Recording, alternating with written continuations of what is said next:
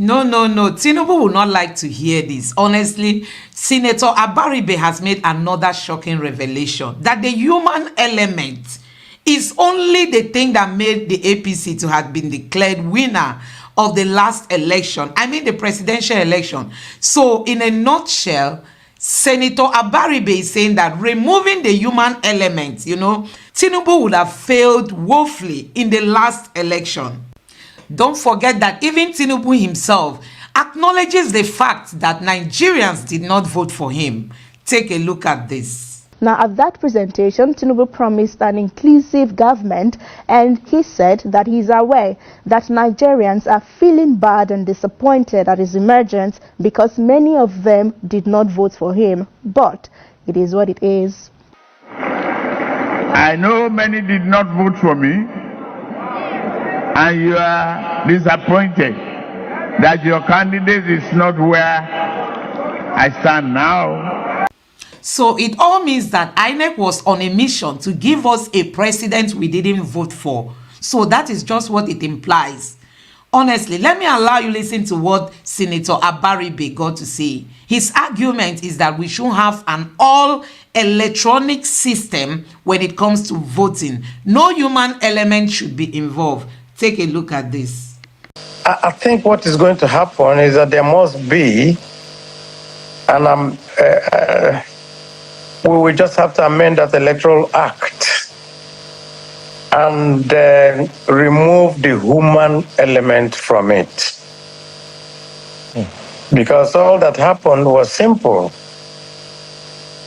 In the presidential elections, somebody switched off the presidential portal, and that completely spoiled everything about the presidential elections. In the subsequent gubernatorial elections, people literally seized the ballot papers and the beavers and the final result sheets and uploaded whatever they wanted on it, which means that human element gap is what we need to clear. Senator Abaribe, that's all we have to do about if I may come in here, you said something there that's quite significant. You said someone switched up the presidential portal. Do you have evidence of this? How did you know that? Inec itself said they had a glitch. What glitch? On the same time, the same day, the same moment that the results for the senatorial and House of Rep results were also uploaded. There was no glitch on that one. So when somebody tells you that there was a glitch on the presidential portal, how can you believe such thing? They were just being very economical with the truth. Well, you know, this matter of removing the human element in the... Like I said, the human element, which means something happened there. It was done deliberately. If there was a glitch, it should have happened in the senatorial and the House of Rep elections, which was taking place at the same time.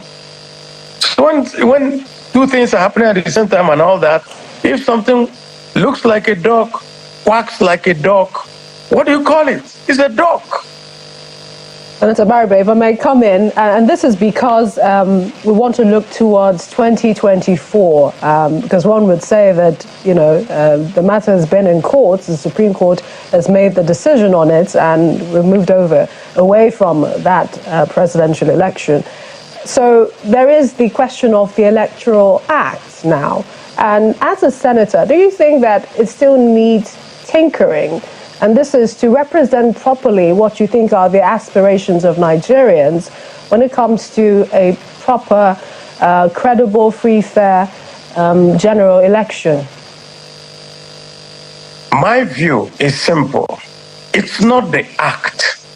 It is the operators of the system that are the people. So it does not matter how much we tinker with it.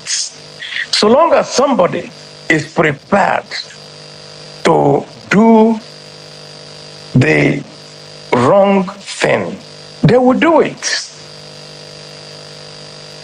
And so it has to do with the orientation of the person. And that's why I said, if we can remove the human element, if we can now use technology, if we can now come to the point where I can use my phone and get a code and vote, and nobody touches it, and that vote is tallied somewhere, then we won't have all these problems anymore.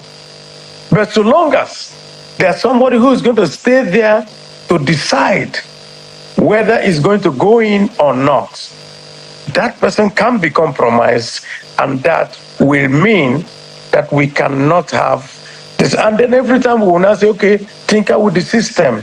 We did a lot in the 2023 Act. We did everything. We made sure that we could use technology to get us to the point where we are. We never knew that somebody could tamper with the Inec system, as it were. Okay, would we be looking at going fully electronic? Because to take out the human element will mean going completely electronic, both for voting and transmission of the results. Precisely. That's exactly what I mean. Once it's completely electronic, there's no way again anyone can manipulate it. That's all. So guys, Tinubu just changed his stance after saying that he knows Nigerians did not vote for him. Now he's saying that Nigerians massively voted for him. He said this during his New Year address for 2024. Just listen to this. It was a year you, the gracious people of this blessed nation, entrusted your faith in me with a clear mandate to make our country better, to revamp our economy, restore our security within our borders, refertilize our floundering industrial sector, boost agricultural production, increase national productivity, and set our country on an irreversible path towards national progress that we and future generation will forever be proud of. That opens up another topic for discussion on the Inec chairman.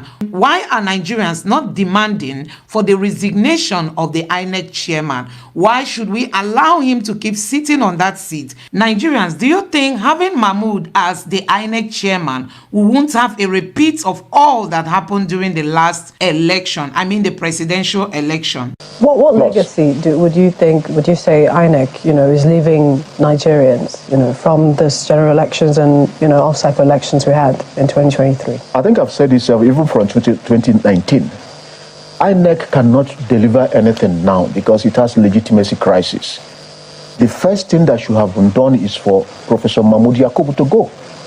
I mean, in climes where honor means anything, even if you feel that you've done your best, to the extent that international and local observers have condemned, heavily criticized the conduct of the election, the best thing you should do is to step aside. His life doesn't need to depend on it.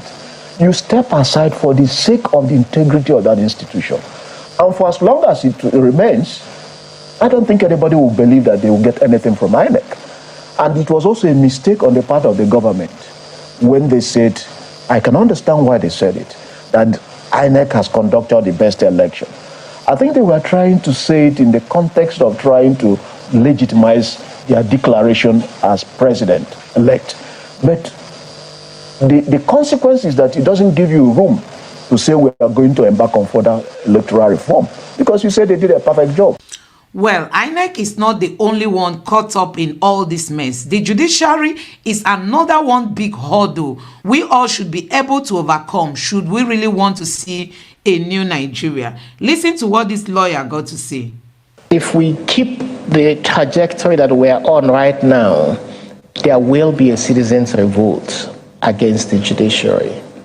And when that happens, it would have to be a radical sweep. But we can't keep on the way we are going, where citizens are losing confidence in the judiciary. In those days, if someone offended you, you would say, I will go to court. These days, if somebody offends you, he says to you, go to court. And you know what that means. It means that he doesn't think that the courts would give you justice. Nigeria's election year has come and gone, but will remain a watershed in the country's political history. The presidential election will be remembered as perhaps the most keenly contested in the country's recent history. Considering the vote difference among the top three parties, the All Progressives Congress APC, the People's Democratic Party PDP, and the Labour Party LP. The All Progressives Congress retained power at the centre, with the emergence of Senator Bola Tinubu as winner of the presidential election. But his victory was challenged majorly by the PDP and the Labour Party, all the way to the Supreme Court, which affirmed the election of Bola Tinubu. To avert any form of confusion. The Independent National Electoral Commission was largely criticized for the failure of the IRF portal, specifically for the presidential election. Chairman of the Commission, Professor Mahmoud Yakubu, admitted that the Commission experienced glitches in transmitting results through the IRF during the presidential election.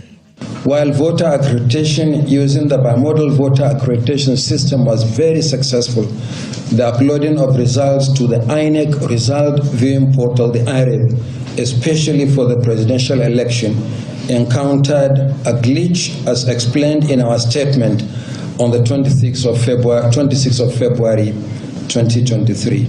The European Union Election Observation Mission in June released a report which described the elections as ensuring real-time publication and access to election results as a product of a poorly done desk job that relied heavily on few persons and attempting to ridicule the Nigerian electoral system and the electoral umpire. Following the governorship elections, attentions have also turned to the courts.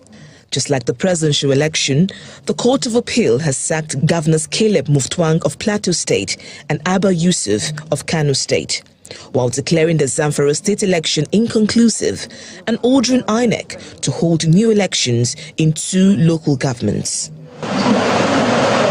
The Court of Appeal sitting in Abuja also reserved judgment on the appeal by Governor Abdullahi Sule after a tribunal ruling nullified his re-election. Meanwhile, Nigerian politics experienced a new twist as the Labour Party, with its new leader Mr. Peter Obi, who was also the presidential candidate of the party, pulled some surprises across the country, winning the governorship election in Abia State and unseating many lawmakers at the federal and state levels. This was also partly responsible for the large turnover of lawmakers at the National Assembly. That is almost 70% of new senators and members of the House of Representatives. So guys, from the look of things, we can see that we have a lot of work to do as a people to stop all these selfish politicians who use INEC and the judiciary to achieve their goal. The Republic of Congo just conducted an election, and in that occasion, an official of the electoral body was abused because the people perceived she wanted to change figures. I mean, African youths don't want all this mess again. We want a change, and we are asking for a change. So INEC should be blamed for the economic woes Nigerians are going through. The same thing goes to the judiciary. They should be blamed for what Nigerians are going through, because it is through them that Tinubu was made the president of Nigeria, even though he knows that most Nigerians did not vote for him. President Bola Tinubu's bloated cabinet was not overlooked, as many criticized his decision to increase the number of ministers to a record 48, despite the country's economic woes and calls for a cut in the cost of governance. The The presidency also came under heavy criticism for attending the COP28 in Dubai with 1,411 delegates, even though the government had explained that it only sponsored 422 of the number. To wrap up the election year, the Independent National Electoral Commission on the 11th of November successfully conducted off-cycle elections in Kogi, Imo and Bayelsa states and is gearing up for the Edo and Ondo elections in 2024. This was a litmus test for the Commission to see what improvements will be made to the general elections. It is possible, it's important to amend the Electoral Act on one hand to make sure that procurement is taken away from Inec, so that they can focus on technical job. We'll have minting and printing, or we put it in the hands of sort of an independent committee that can look at it. And this is important because as long as there is struggle to manage the billions of funds being allocated to INEC in terms of printing, beaver procuring, beavers printing, ballot papers and what have you, we will continue to have this sort of issues. If next year off-cycle election is going to work, INEC has to start confidence building that is practical and pragmatic from this year, so that the voter register there, we have to get it right and clean it up, ensure that people are able to get their voters card on time. Nigerians should start making demands for INEC chairman to resign, because we can't have him conduct all these elections, even that of 2027. Possibly this government will still want the INEC chairman to be the one to spearhead the upcoming elections. But I think it is right time for the INEC chairman to resign. Nigerians look towards an improved electoral system in 2024 as the National Assembly commences amendments to the Electoral Act, even though there are concerns about the credibility of the Electoral Commission following the appointment and confirmation of some resident electoral commissioners affiliated to political parties. Victoria Longchan for Channels Television News.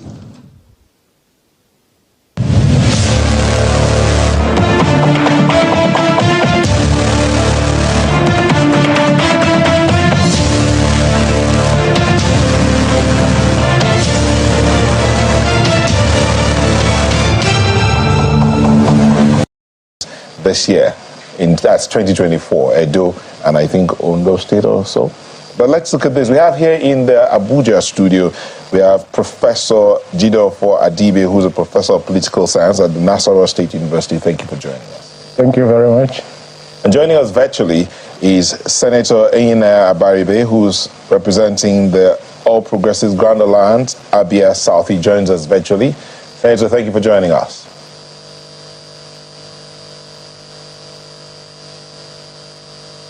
All right, I'm sure that we'll get him on real soon. Let's start off with you, Professor Adibe. 2024 is around the corner. 2023 is done and dusted, almost. But this year saw a keenly contested election, bringing in a new government and a new, some would say, the birth of a new political system. Do you agree with that? Well, I'm not sure what you mean by the... No, not me. Some will say, this is the first time Nigeria has a thoroughbred politician as president. Well, again, I'm not sure I understand what you mean by, because he's an accountant, at least as far as we know, and a businessman. A title is a title. You're right. It was keenly contested. It also shows a number of shortcomings in the system, and that we still have a long way to go in our journey to nationhood. And we've seen also what I call the politicians coming in various forms of messianic packaging. And almost 8 months after, we're also having to ask ourselves, so what? It's one thing to, people were already complaining about the Buhari government and the hardship that, people believed, we had been experienced, the nepotism, the, nativism, and we were looking forward to something better. Then we have to sit back later and isolate a number of metrics, take each metric at a time and say, on this metric, is this government better than what we had? Some argue that it might be too soon. Just, almost 8 months. Isn't that too soon? Are you trying to tell me that 8 months is not sufficiently long for you to be able to decipher a direction on some fronts? I mean, people can make that argument. I'm not saying... After all, people start to judge government after 100 days. By 100 days in office, the whole essence is that it's giving you enough time for you to lay down. Nigerians, it is time for us to demand that the INEC chairman be sacked. I mean, let him resign or be sacked. We don't want his person to be the one to handle elections anymore in Nigeria, because he has this credibility question marks around him. Can we trust the INEC chairman? Can we even trust INEC as a body? Can we trust our judiciary? Can we even trust the security agents? Nigerians, we've got a whole lot of cleanup to do, and that is why we must start lending our voices, demanding that INEC chairman be sacked. Let me know what you think about this in the comment section below. Please don't forget to subscribe to the channel, turn on the notification bell, give this video a like so that YouTube can recommend it to more people, and let me know what you think in the comment section below. Thank you.